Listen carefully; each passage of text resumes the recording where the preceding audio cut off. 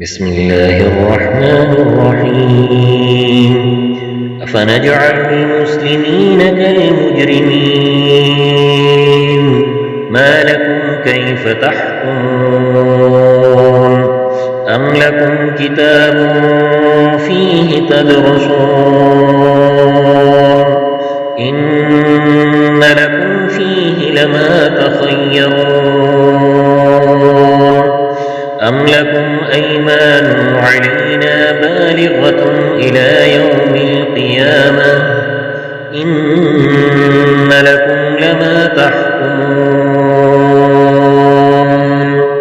سلهم أيهم بذلك زعيم أم لهم شركاء فليأتوا بشركائهم كانوا صادقين يوم يكشف عن ساق ويدعون إلى السجود فلا يستطيعون خاشعة أبصارهم ترهقهم ذلة وقد كانوا يدعون إلى السجود وهم سالمون فذرني ومن يكذب بهذا الحديث سنستدرجهم من حيث لا يعلمون وأملي لهم إن كيدي متين أم تسألهم أجرا فهم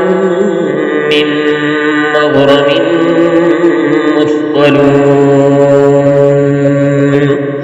أم عندهم الغيب فهم يكتبون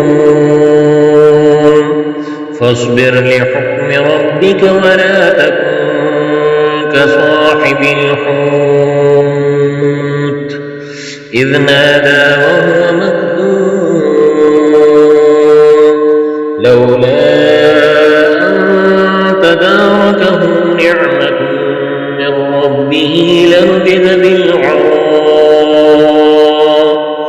لنبذ بالعراء وهم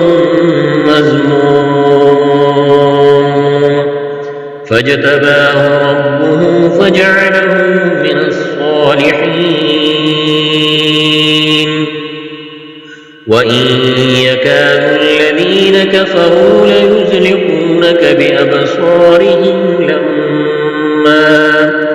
لما سمعوا الذكر ويقولون إنه لمجنون وما هو إلا ذكر للعالمين صدق الله العظيم.